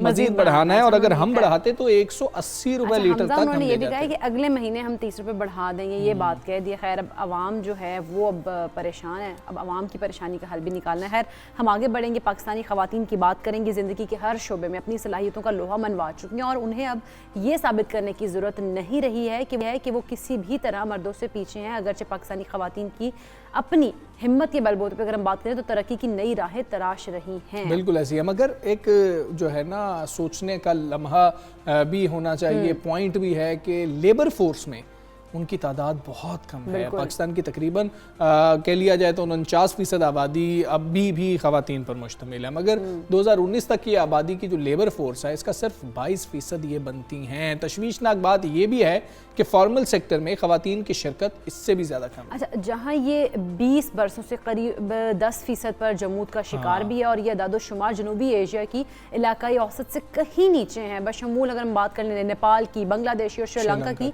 तो इन जैसे ममालिक से भी हम कम हैं। और 2021 की अगर बात करें तो ग्लोबल जेंडर गैप रिपोर्ट के मुताबिक पाकिस्तान 156 ममालिक में 153वें नंबर पर है। अच्छा, दर हकीकत पाकिस्तान में ख़वातीन को मतलब कि देखा जाए दाखिले और मुलाजमत में रहने के लिए बेशुमार रुकावटों का सामना करना पड़ता है। ये हम चाहे माने या ना माने, दिली तौर पर हम सब इस बात को समझते भी हैं, अच्छी तरह से जानते भी हैं। इसके अलावा ख़वातीन को सिनफी बुनियाद पर तशद्दुद के मामलात में भी बहुत कम सपोर्ट मिलती है, जिसमें हमें जिस्मानी या जिनसी हमले से लेकर धमकियाँ और जबर भी शामिल है। हम समझते हैं कि ये तो कहीं पर जाएगी नहीं, घर जाके भी नहीं इवन बताएगी कि जी कि मुझे ये मसाइल हैं, क्योंकि घर वालों के पास एक हल मौजूद है और वो हल ये है कि जी कि आपको बाहर निकलने की जरूरत नहीं है, बिल्कुल आप घर बैठ जाओ। तो फिर ये वाला भी मामला आ जाता है जिसकी वजह से हरास भी किया जा रहा होता है और दीगर मसाइल का भी सामना करना पड़ता है। बिल्कुल ऐसे इस हवाले से हम बात भी करेंगे। हमारे साथ मौजूद है डेवलपमेंट इकोनॉमिस्ट सारानी साहिबा। अस्सलाम वालेकुम, गुड मॉर्निंग सारा साहिबा। पाकिस्तान में अगर हम बात करें तो काम करने वाली खवातीन का तनासुब दुनिया भर में 153वें नंबर पर है। आप क्या समझती हैं, इसकी बेसिक रीजंस क्या क्या हैं? या थैंक यू जी, बहुत शुक्रिया एक दफ़ा फिर मुझे इस शो पे दावत देने का और इतने अहम मौजू पे बात करवाने का। ये मौजू मेरे दिल से इतना क्लोज है कि अगर आप मुझे रोज़ बुलाएंगे तो मैं रोज़ भी आपसे ये बात करने आऊँगी। तो ये आपका सवाल ये है कि हम ग्लोबल जेंडर गैप जो रिपोर्ट है आपने उसके बारे में बात किया कि हम उस पर 153 पे क्यों आते हैं। तो ये बेसिकली एक वर्ल्ड इकोनॉमिक फोरम का एक इंडेक्स है जिस पे हम 153 पे आते हैं। और बात हमें देखने की ये जरूरत है कि ये इंडेक्स किन कंपोनेंट्स से मिलके बनता है। तो अगर इन कंपोनेंट्स की हम बात करें तो इसमें कुछ कंपोनेंट, फर्स्ट कंपोनेंट है economic participation and opportunity, educational attainment, health and survival, political empowerment. अच्छा, इन कंपोनेंट्स में फिर कई सब कंपोनेंट्स हैं। तो अगर मैं कुछ सिर्फ चंद कंपोनेंट्स आपके साथ उसके फिगर्स शेयर करूं तो आप देखें लेबर फोर्स पार्टिसिपेशन में male participation is 84% and female is 22%। Senior positions पे अगर आप देखें तो male 95% and women 5%। Literacy rate आप देखें 71% male and 46% female. Parliamentary positions अगर आप देखें तो 80% इसमें मेल हैं और 20% खवातीन हैं। तो ये एक बहुत ही सिस्टमैटिक डिस्क्रिमिनेशन दिखाता है। और इसके अलावा भी अगर आप देखें तो हमारे पास सिर्फ 7% जो हैं वो बच्चियां यूनिवर्सिटी जाती हैं और उन 7% में से सिर्फ 25% घर से बाहर काम कर सकती हैं। तो अगर आपका जो सवाल है कि हम 153 पे क्यों हैं, तो उसका यही जवाब है कि ये रीजंस हैं कि हम 153 पे। तो बुनियादी गलती सारा कहाँ पर है ये हमें बताइएगा कि ये सारे नंबर्स हमारे सामने हैं, यानी कि बुनियादी तौर पर हम कहीं पर गलत हैं और वो गलती क्या है और क्या हम उसको खुद से सुधार सकते हैं या कोई हुकूमत सुधार सकती है? मेरा ख्याल है कि सवाल ये होना चाहिए कि बुनियादी गलती कहाँ नहीं है। अच्छा। क्योंकि अगर हम कहाँ पर है तो फिर I think the list will be too long, और आपका प्रोग्राम ही खत्म हो जाएगा। तो देखें, खवातीन को काम करने से कौन सी चीजें रोकती हैं? एक नेचुरली बहुत बड़ा उनके ऊपर जिम्मेदारी मदरहुड की है, ठीक है, और उसके साथ सिक्योरिटी के इश्यूज हैं, कल्चर के इशू हैं। हम खातून को जो है ना वो इंसान नहीं समझते, हम खातून को खातून समझते हैं, क्योंकि अगर हम उसको इंसान समझें तो फिर इंसान के तो हुकूक होते हैं, आज़ादी होती है, बोलने का हक होता है, पार्टिसिपेट करने का हक होता है। तो हम खातून को इज्जत देने का मतलब यह है कि उसको घर में बिठाओ। This is the concept of इज्जत टू अस। तो यही इज्जत खातून की जिंदगी में उसके सामने आ जाती है और उसको जिंदगी में सक्सेसफुल नहीं होने देती। ये सोच कैसे बदलनी है? क्वेश्चन तो ये है कि अब हमें क्या करना पड़ेगा। हमारी तो पार्लियामेंट में भी अगर हम देखते हैं कि कोई मतलब सोशल इश्यूज़ के ऊपर बिल आ रहे होते हैं, वो भी ख़वातीन लेकर आ रही होती हैं, लेकिन हम बाकियों का उसमें कोई ख़ास इंटरेस्ट भी नहीं देख रहे होते हैं। तो कम ख़वातीन है पार्लियामेंट के अंदर भी, घरों के अंदर मसाइल हैं, मशवरे हो रहे होते हैं, बेटियों को शामिल नहीं किया जाता। कहाँ पे इसको ठीक करेंगे? पहला तो कोई हमें स्टेप उठाना है, कदम लेना है। ये बहुत ऊपर से लेके बहुत नीचे तक हमें ये रियलाइज करने की ज़रूरत है कि जिन जिन मुल्कों ने अपने ख़वातीन की इज्जत नहीं की वो कामयाब हो ही नहीं सकते। अब ये इकोनॉमिक मैटर है। अब आप ये कल्चर की बात नहीं है। हम अपने खिते में इस कदर नीचे जा रहे हैं, और अगर हम अपनी ख़वातीन की पोटेंशियल को रिकॉग्नाइज करते हैं तो हम शायद दुनिया में किसी और मकाम पर हों। तो ये चीज़ अब रियलाइज करना बहुत ज़रूरी है। कैसे करें? देखें, मैंने एक डॉन में आर्टिकल लिखा था जिसमें मैंने कैसे करने पे बात की थी कि देखें, खवातीन जो अभी तहकीक में बताती है कि कोरोना में भी जो लोग कोविड के दौरान जो खवातीन घर पे जिन्होंने काम किया उनका स्ट्रेस लेवल ज्यादा था, हालांकि वो घर से काम कर रही थी, क्योंकि जाहिर है बच्चा जब नेचुरली बच्चे को अटेंशन चाहिए होती है तो वो बाप से पहले माँ के पास जाता है। तो जो वर्किंग खवातीन है, मैं तो ये कहूँगी उनको पॉजिटिवली डिस्क्रिमिनेट करें, किसी तरीके से उनको कैश ट्रांसफर्स के थ्रू आप करें, इंसेंटिव्स के थ्रू करें, क्योंकि खातून के लिए घर की उसको मर्द की तरह ये प्रिविलेज नहीं है कि वो घर का काम छोड़ के जाके बाहर का काम करे। उसको घर बाहर का काम करके घर, और ऐसी बात नहीं है, हमारी एग्रीकल्चर वर्कर्स जो काम करती हैं, जितनी हमारी काम करती हैं खवातीन, उसमें से 66% तो एग्रीकल्चर में है।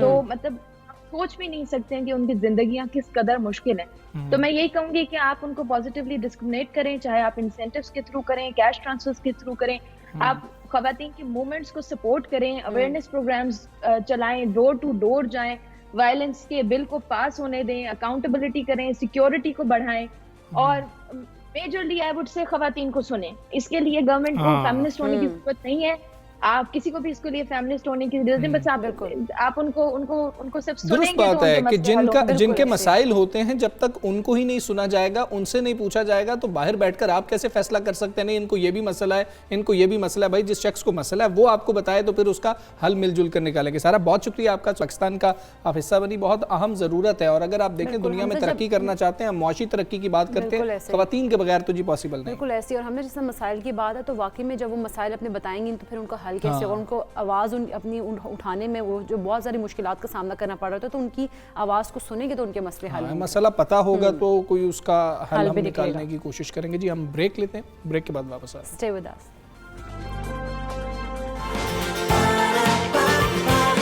सुबह सवेरे पाकिस्तान,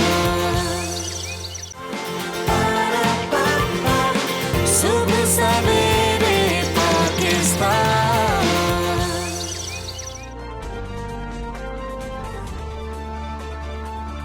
वेलकम बैक टू सुबह सवेरे पाकिस्तान। और बड़े मसाइल हो गए हम लोगों के जी, हम लोगों को रात को नींद नहीं आ रही होती और रातों को जागने की आदत होती है। तो आज हम आपको नुस्खा भी जानने की कोशिश करेंगे कि आखिर रात को हम कैसे जल्दी सो सकते हैं, क्यों हम अपनी चीज़ों को, ये जो हम सोशल मीडिया पे या हम अपने फ़ोन पे लगे होते हैं, लाइट्स को हम इतना इस्तेमाल कर रहे हैं, हम उनको नहीं छोड़ रहे होते हैं और हम कहते हैं मैं नींद नहीं आ रही और इसका कोई हल। अच्छा, जैसे मेरे साथ ये मसला है कि मुझे सोने के लिए पूरा एहतमाम करना पड़ता है, और मैं अक्सर लोगों से बात करता हूँ, बड़े खुशकिस्मत लोग हैं, आपकी फैमिलीज़ में भी होते हैं, बहन भाई कुछ होते हैं कि जिनको मतलब कि मौका चाहिए, वो 2 मिनट के अंदर आपको सो के दिखाएंगे कि हम सो गए, लेकिन कईयों को नींद नहीं आ रही लोग होते हैं, हम बहुत खुशकिस्मत लोग होते हैं, लेकिन वो लोग जिनको बेचारों को नींद ही नहीं आ रही होती है, कोशिश करते रहते हैं 1.5 2 घंटे, और अगर फिर सो गए हैं, रात में आंख खुलती रहती है, तो ये जो आपकी नींद है अगर बेहतर नहीं है तो सुबह आप फ्रेश भी तो नहीं हो सकते और बिल्कुल, सेहत सुबह पर फ्रेश बुरे नहीं असरात होते। भी हाँ जी, पड़ेंगे। सेहत पे बुरे असरात पड़ रहे होते हैं। और उसका दूसरी बात ये कि हमजा फिर बहुत सारे मसाइल पैदा हो रहे हैं। जब आपकी सेहत को ऊपर इफेक्ट कर रहे हैं तो उसमें फिर आपके डिप्रेशन भी होना शुरू हो जाता है, फिर आप लोगों को एंजाइटी होती है मोटापा भी और शुरू हो मोटापा जाता है। होता है, ओबेसिटी, बिल्कुल ये मतलब ये भी हो जाती चीज़ें। तो इस तरह की जो है फिर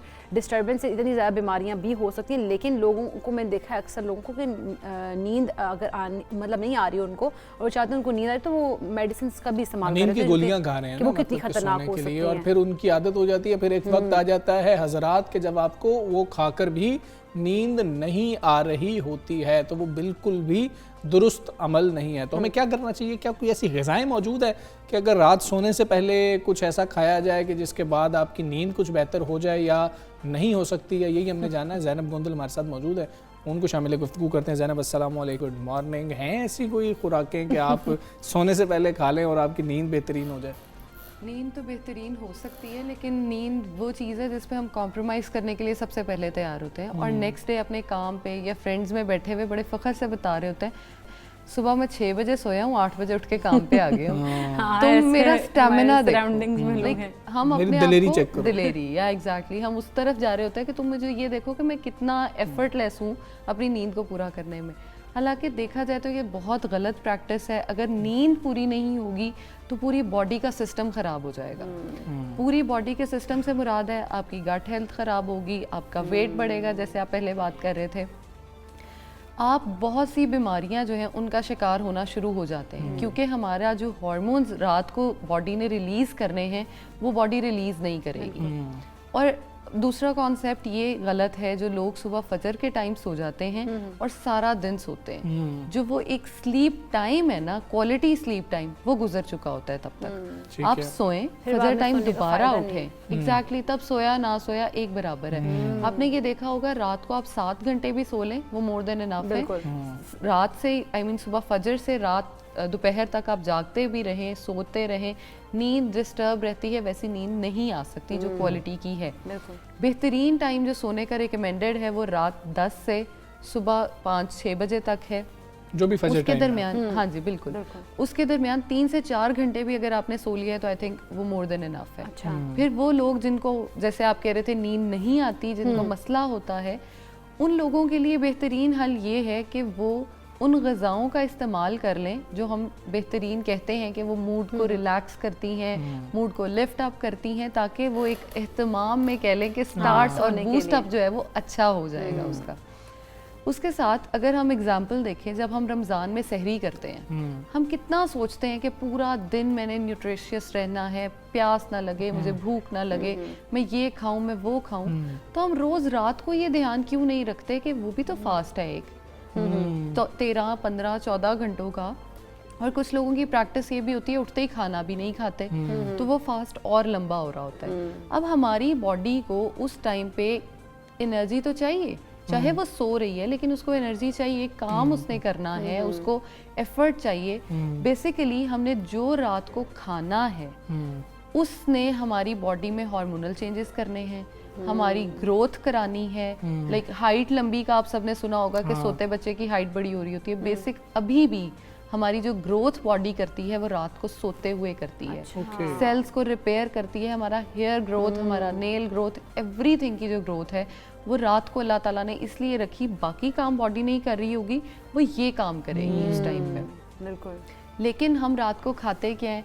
डिनर बफेज, बर्गर्स, पिज़्ज़ाज़, तो वही मेकअप हमारी बॉडी फिर कर देगी। लेकिन अब हमें ज़ैनब खाना क्या है? अब हम ये थोड़ा सस्पेंस सब हमें निकाले, हमने खाना क्या है हमें ये बताएं। सस्पेंस निकालने का सादी सी ग़िज़ा खाएं।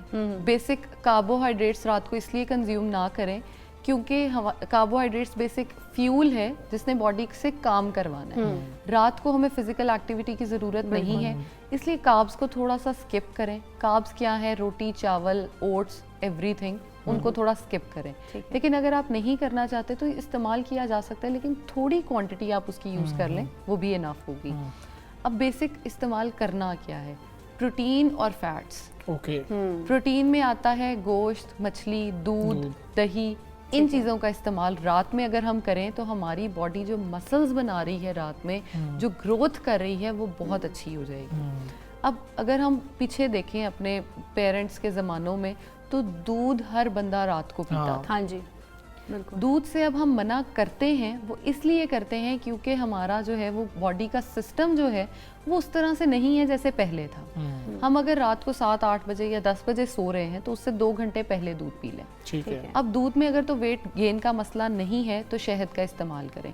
अब दूध भी बहुत अच्छा नींद के लिए है और शहद भी। अच्छा। जब दोनों को हम मिला देंगे तो आप देखेंगे आपको बहुत अच्छी नींद आएगी और एक सुकून दे नींद होगी।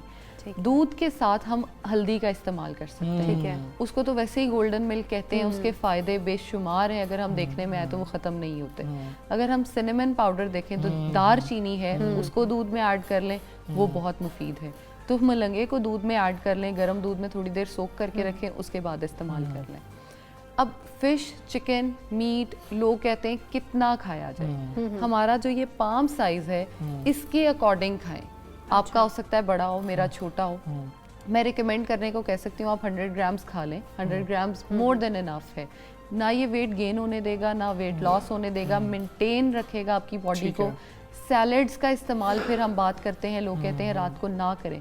अब सैलड में रात को क्वांटिटी आप कम रखें। बेसिक जो बाउल साइज है उसको छोटा लें। उसके साथ आप ग्रिल्ड चीज़ें ले लें, लाइक चिकन ले लें। वो ऐड जब चिकन आप उसमें करेंगे कैलोरीज आपकी खुद ही फुलफिल हो जाएंगी। अब बहुत सारे लोग बाहर से सैलड्स और वो चीज़ें प्रेफर करते हैं क्योंकि वो बना बनाया मिल रहा होता है। अगर हम उसी की प्रैक्टिसेस को कॉमन करें घर पे, सारे घर वाले जब एक ही चीज़ खाएंगे वो बनाना आसान हो जाएगा। अब अगर अलग अलग फरमाइश चल रही होगी तो उसको पूरा करना आसान नहीं होगा, मुश्किल होता चला जाएगा। अब अगर हमने सैलड्स लेने हैं उसमें हम प्याज का इस्तेमाल कर सकते हैं, खीरे का कर सकते हैं, लोबिये का कर सकते हैं, चनों का कर सकते हैं, मटर आ गए हैं मटर का करें, गाजर आ गई है गाजर का इस्तेमाल हो सकता है, लेटस, बंद गोभी, इवन जो ये सब्जियां हैं जैसे टिंडे, कद्दू हमें खाने पसंद नहीं है, हम उनको सैलड्स में बॉईल करके ले सकते हैं। बॉईल करके, जैसे पालक नहीं लोग खाते सालन में, या उसकी जो है वो क्वांटिटीज़ या न्यूट्रिएंट्स बर्न हो जाते हैं, हमें नहीं पसंद आते। पालक को बॉईल कर लें और आहिस्ता आहिस्ता उसको जो है वो अपने सैलड्स में ऐड करना शुरू करें और उसको खाएं।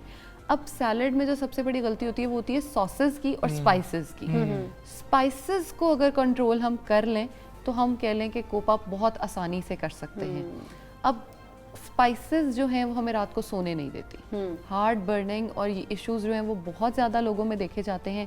बीपी का बढ़ जाना रात को, क्योंकि बेसिक हमें पता नहीं होता कि हम बीपी के मरीज़ हैं या नहीं हैं, हम शुगर के मरीज़ हैं या नहीं हैं, हम अपने आप का चेकअप नहीं करा रहे होते। इसलिए अगर हम सॉल्ट इंटेक या शुगर इंटेक को बड़ा कंट्रोल्ड रखें तो हम इसको बड़ा इजीली मैनेज कर सकते हैं। अब जैसे पहले मैंने दूध की बात की, कहवे भी उसी तरह ही हेल्पफुल हैं। कैलोरीज भी नहीं देंगे और हमारी नींद को भी बूस्ट अप करेंगे। हम उसमें दालचीनी का इस्तेमाल कर सकते हैं। वाइट इलायची, जो ग्रीन इलायची होती है, वो इतनी हेल्पफुल है मूड को बूस्ट अप करने में कि हम सोच नहीं सकते। स्लीपिंग पिल लेना हमें बहुत आसान लगता है। नेचुरल स्लीपिंग पिल है बनाना। अच्छा, अगर आप सिर्फ अस्थमा के पेशेंट हैं तो इस्तेमाल ना करें, अदरवाइज सब इसको इस्तेमाल करें तो नींद जो है वो आप कह लें कि आपको उसी टाइम आ जाएगी। क्या बात है जी। अब आप लोगों ने ट्राई करना है जो ज़ैनब ने हमें बताया, और फिर हम देखेंगे कि वाकई ये बात दुरुस्त है कि नहीं है। अगर ना दुरुस्त हुई तो फिर हम जो है ना ज़ैनब को कहेंगे कि आपने बड़ी ज़्यादती की। ज़ैनब बहुत शुक्रिया आपका, सबसे पाकिस्तान का बनी और हमें बता रही थी सबका मसला है तो जी अपनी नींद कोशिश हम करेंगे, खुराक से सब लोग बेहतर करेंगे। अब आखिर में हमने बात करनी है क्रिकेट की। अच्छी खबर आई है वैसे। हाँ जी, ग्रीन शर्ट्स ने T20 वर्ल्ड कप में उम्दा कारकर्दगी दिखाकर पूरी कौम के दिल तो जीत लिए। अब कौमी टीम अब ट्रॉफी से सिर्फ 2 मैचेस जीतने की दूरी पर है। हमजा, हाँ जी, और ये 11 नवंबर को खैर मैच हो रहा होगा, लेकिन ऑस्ट्रेलिया की टीम पाकिस्तान का दौरा करने के लिए आ रही है और उन्होंने ये बता दिया है मार्च में ये दौरा होगा। साथ ही पाकिस्तान का बांग्लादेश के लिए जो टूर है उसके लिए T20 टीम का ऐलान कर दिया गया है। जो पूरी टीम हमारी गई है वर्ल्ड कप के लिए वही टीम है सिवाय मोहम्मद हफीज़ के। मोहम्मद हफीज़ ने कहा कि मैं नौजवानों को चांस देना चाहता हूँ, तो वो इफ्तिखार अहमद को चांस मिला है एक बार फिर से। खैर सारी सूरत हाल है, इसी पर हम बात कर लेते हैं। हमारे साथ स्पोर्ट्स एनालिस्ट अब्दुल गफ़ार मौजूद है। गफ़ार भी अस्सलाम वालेकुम, गुड मॉर्निंग। अगर हम देखें सेमीफाइनल की पहले बात कर लेते हैं। सेमीफाइनल है, ऑस्ट्रेलिया के खिलाफ हम नहीं जीते वर्ल्ड कप में जैसे भारत के साथ हमारा मामला था। क्या इस दफ़ा ये स्ट्रीक भी टूट जाएगी? क्या उम्मीद रख रहे हैं आप सेमीफाइनल से? सबसे पहले आप सबको अस्सलाम वालेकुम और सुबह बखैर। और यकीनी तौर पर पाकिस्तान टीम की जो परफॉर्मेंस है इस वर्ल्ड कप में दिल खुशी से जो है ना वो बाग हो गया है, क्योंकि 5 मैचेस आप जीत जाएं। और जैसे आपने कहा बिल्कुल ऐसा ही है कि जो भारत के खिलाफ मैच था उसने इस टीम की जो है वो काया पलटी है। और भारत ने भी नहीं सोचा था कि पाकिस्तान कभी उनको 10 विकेटों से हरा देगा। उनकी सबसे बड़ी जो है वो मार्जिन से डिफीट है। इसी तरह अगर आप देखें तो उस जीत का जो एक अंदाज था वो बहुत जो है वो बड़ा था, और इस जीत ने पाकिस्तान टीम को हौसला दिया। और ये भी हमें मानना पड़ेगा कि इन विकेटों पर हमारी टीम ने बहुत समझदारी से क्रिकेट खेली है। गो के बतौर क्रिकेट फैन जर्नलिस्ट अब भी हम ये थोड़ी सी राय रखते हैं कि शायद पावर प्ले के अंदर हम थोड़े से ज़्यादा रन बना सकते हैं, और शायद ऑस्ट्रेलिया के खिलाफ बड़ी टीम है तो हमें थोड़ा सा पॉजिटिव इंटेंट करना होगा। लेकिन ये मानना पड़ेगा कि जो हमारे प्लेयर्स हैं अब तक दे प्रूव जीनियस। उन्होंने अपने गेम प्लान से अपनी मर्जी से चीज़ों को प्लान आउट किया है, उनको एग्जीक्यूट किया है। यानी कि अगर पहले 6 ओवर में रन नहीं बनाए तो फिर बाद में बना कर दिखाए हैं, और साबित किया है कि इन विकेटों पर वेस्ट इंडीज या भारत या और जो टीमें बाहर हुई उनके गेम प्लान के बरक्स हमारी टीम ने बहुत समझदारी से खेला। तो आई थिंक इसका बहुत क्रेडिट जाएगा। बिल्कुल, इसका क्रेडिट तो अब्दुल गफ्फार साहब, हम अगर सेमीफाइनल के लिए कम्बिनेशन की बात करें तो विनिंग कम्बिनेशन हमें क्या होना चाहिए, वही बरकरार रखना चाहिए या फिर कोई आप समझते हैं कि चेंजिंग होनी चाहिए? जैसे अगर हम फ़खर जमान की बात कर लें तो उन्हें बहुत दफ़ा चांस दिया गया लेकिन वो उस तरह से परफॉर्म नहीं कर पा रहे हैं। देखिए मेरे ख्याल में तो फ़खर जमान शायद अब आपके सबसे अहम खिलाड़ी होंगे, क्योंकि अगर आप ऑपोजिशन को देखें और आप हेड टू हेड देखें तो ऑस्ट्रेलिया के पास कोई ऐसे स्पिन पावर नहीं है कि वो पाकिस्तान के पास जैसे इमाद हैं, हफीज हैं, कि हम अगर वार्नर सामने आएंगे तो शायद हम स्पिन डोमिनेट अटैक कर लें।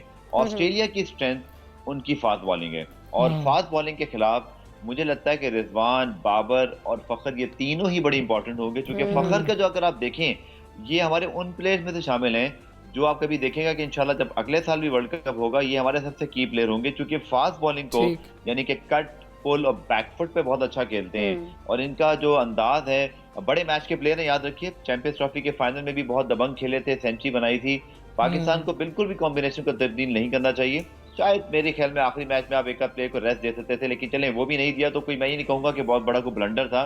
ये गेम प्लान का हिस्सा था।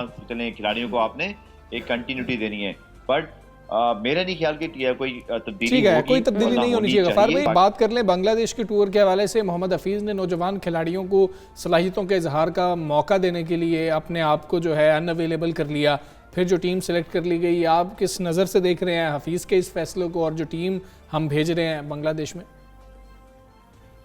देखिए फैसला ठीक है, लेकिन मोहम्मद हफीज़ ने क्यों किया? मोहम्मद हफीज़ ने अच्छी बात है, आदि पीसीबी को सोचना चाहिए था कि बांग्लादेश की टीम अभी वर्ल्ड कप में सबसे नाकाम टीम रही है। जितनी बड़ी वो टीम आपके अपने शहर अपने मुल्क में क्यों ना हो, बट आपको कॉन्फिडेंट होना चाहिए था अपने यंग गन्स के ऊपर। देखें या तो फिर आप ये फैसला कर लें कि आपने शाहनवाज धानी, वसीम जूनियर और हैदर अली को फ्यूचर में बड़ा प्लेयर बनाना है, तो फिर आप उनको खेलने के मौके दें। चले मैं मानता हूँ कि वर्ल्ड कप में आपकी बेस्ट 11 वही है जो बनी हुई है और इसको आपको छेड़ना भी नहीं चाहिए, बट बांग्लादेश के अंदर आपको यकीनी तौर पर अपने यंग गन्स को ही ट्राई करना चाहिए और इनको ही मौका देना चाहिए।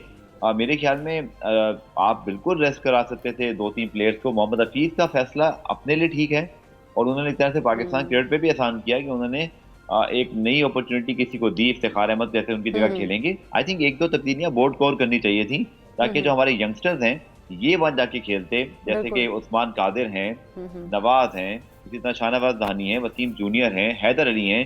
ताकि देखिए आप जब जीत रहे होते हैं ना उस वक्त सब कुछ ठीक लग रहा होता है, लेकिन अगर आप उस वक्त फ्यूचर की प्लानिंग नहीं करते तो 1-2 साल बाद आपको उसका खमियाजा भुगतना पड़ता है। तो मेरे ख्याल में तो पाकिस्तान को यंगस्टर्स को चांस देना चाहिए था इस टूर के अंदर। अभी भी जो प्लेयर 11 में नहीं खेल रहे वर्ल्ड कप में उनको मौका मिले। अब्दुल गफ्फार साहब, अगर हम बात करें ऑस्ट्रेलियन क्रिकेट टीम 24 बरस बाद अगले मार्च में पाकिस्तान का दौरा करेगी, जो कि बड़ी अच्छी बात है, जिसका शेड्यूल भी जारी कर दिया है। लेकिन क्या गैर मुल्की टीमों के पाकिस्तान आने से आपको लगता है कि मुल्की क्रिकेट का मयार जो है वो मजीद बेहतर होगा और नया टैलेंट भी सामने आएगा? बहुत बड़ी खबर है, चूंकि ऑस्ट्रेलिया की ये जो अराइवल की न्यूज़ है इसको इस तनाजुर में देखा जाएगा कि इंग्लैंड और न्यूजीलैंड ने जो पाकिस्तान आने से इनकार किया, तो तनाजुर में तो सच्ची बात है कि मैं तो एक्सपेक्ट भी नहीं कर रहा था कि ऑस्ट्रेलिया आ भी पाएगा। एंड टू बी ऑनेस्ट ये लिखा है इस प्रेस रिलीज में कि अभी ये 3 महीने बाकी हैं, ऑनगोइंग प्रोसेस है, सिक्योरिटी और तमाम मामला हैं, ये सारी चीज़ें और इंतजामी अमूर भी होते हैं। लेकिन बाय द वे ये हर टूर से पहले होता है। दुनिया में ICC भी जब जाता है तो हर जगह सिक्योरिटी की इंस्पेक्शन होती है। दैट इज नॉर्मल प्रैक्टिस जो कि होती है। बट ऑस्ट्रेलिया का ये कहना ही कि हम पाकिस्तान आएंगे, now this is very heartening, क्योंकि वेस्ट इंडीज का हमें शुक्रिया अदा करना चाहिए। उनकी वुमेन टीम पाकिस्तान में है, मेंस टीम अगले साल आ रही है और अगले महीने, माफ कीजिएगा। लेकिन जो सबसे बड़ा एलिमेंट है वो यही है कि जब आप बड़ी टीम बन जाते हैं, आप दुनिया की सबसे बड़ी प्लेटफॉर्म पे जाके बड़ा परफॉर्मेंस करके दिखाते हैं, आपकी वैल्यू बहुत ज्यादा हो जाती है। Broadcast value, commercial value, fans value, cricket board के अमंग्स आप बिल्कुल ठीक है। आपने बहुत शुक्रिया आपका। सबसे पहले पाकिस्तान से आप बात कर रहे थे, यकीनी तौर पर ये एक बड़ी खबर है कि ऑस्ट्रेलिया ने ये फैसला किया। खैर हमने ये देखना है कि सेमीफाइनल में हम कैसा परफॉर्म करते हैं। अभी इंशाल्लाह अच्छा परफॉर्म करेंगे। प्रोग्राम का वक्त खत्म हुआ, हमें इजाजत दीजिए, अपना बहुत ख्याल रखिए, अल्लाह हाफ़िज़।